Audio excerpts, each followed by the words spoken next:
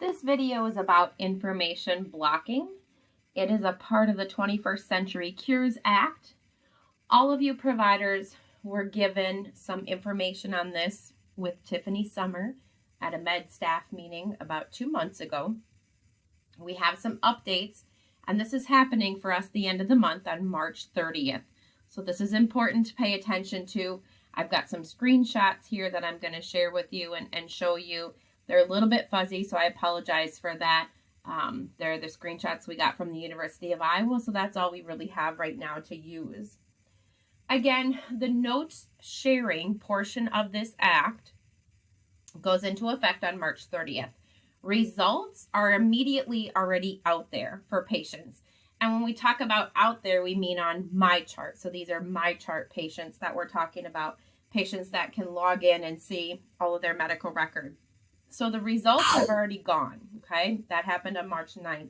March 30th, all notes are going to go.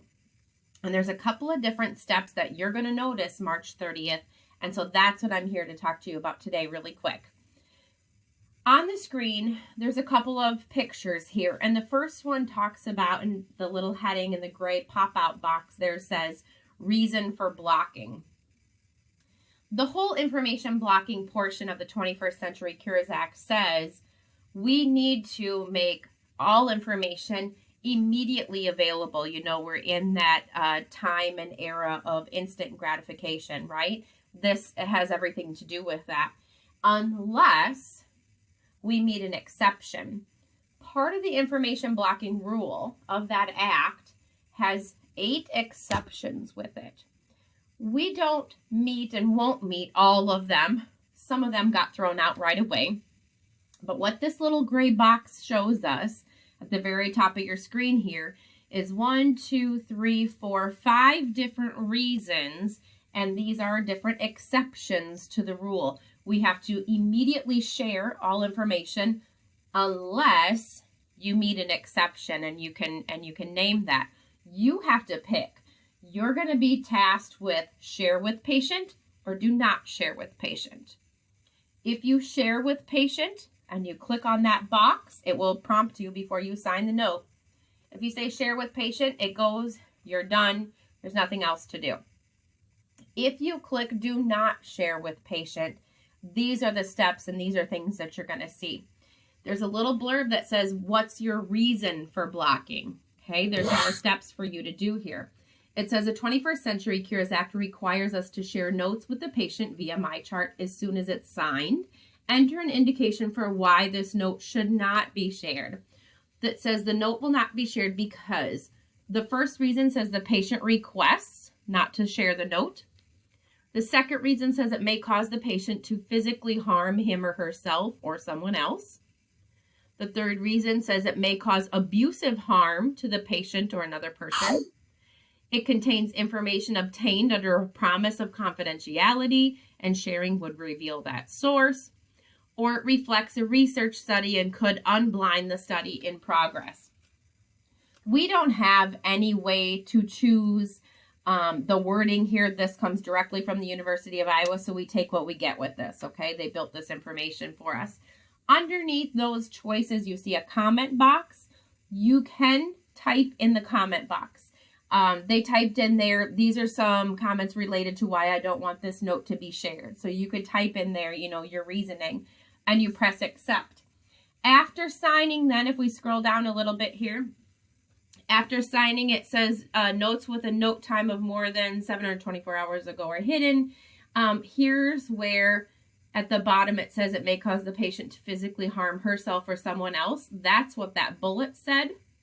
Okay, so it automatically copies that terminology or that verbiage.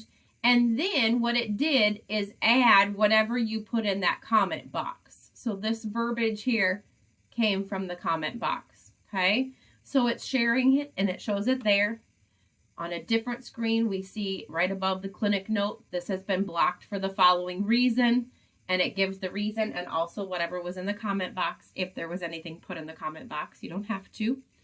Another look here at how it looks. It shows, okay, in this kind of yellow informational box here.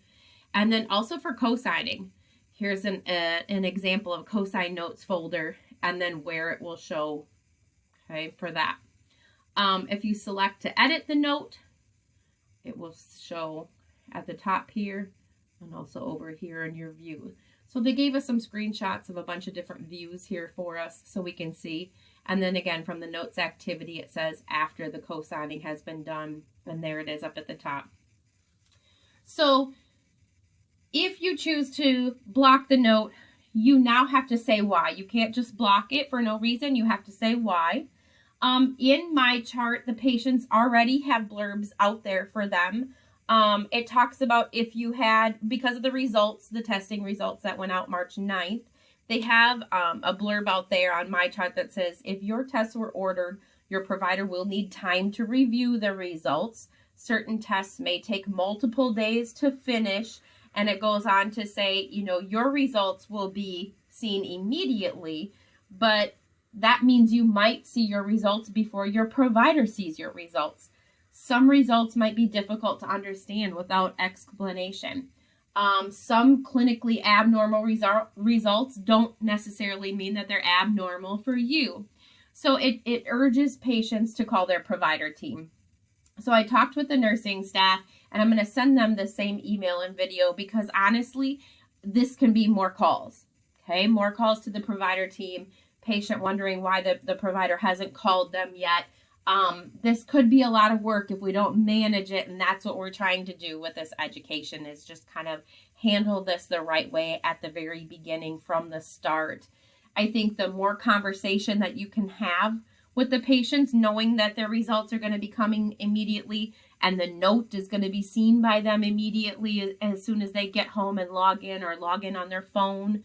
One of the attached documents to this email, or there's only one, and it's called Open Notes Documentation Suggestions. And the purpose of this document, I didn't make this document was given to us to disperse out to providers. It says it's a list of documentation best practices for difficult patient encounters. So I encourage you to print that, to take a look at it, to read it, to save it, to bookmark that document.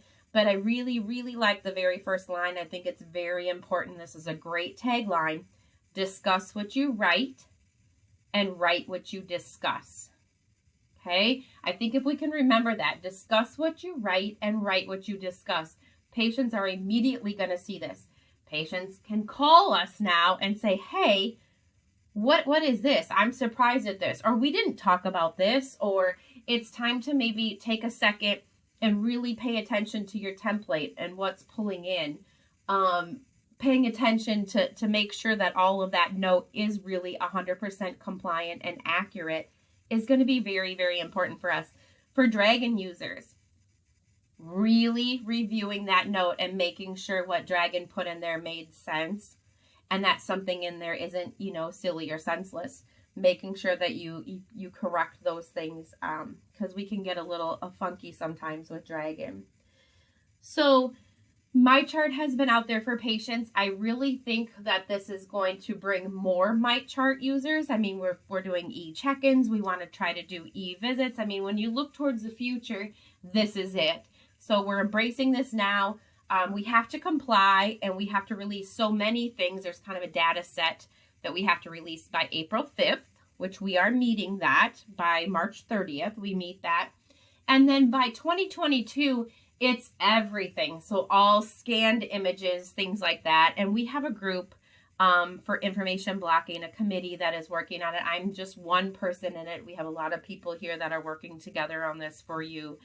So if you have any questions, I encourage you to reach out to me, read the email, read the document that's attached here, listen to this video, let it soak in. We have time before the 30th. I'm available every day. If you need a question, reach out. Encourage your nursing staff to reach out.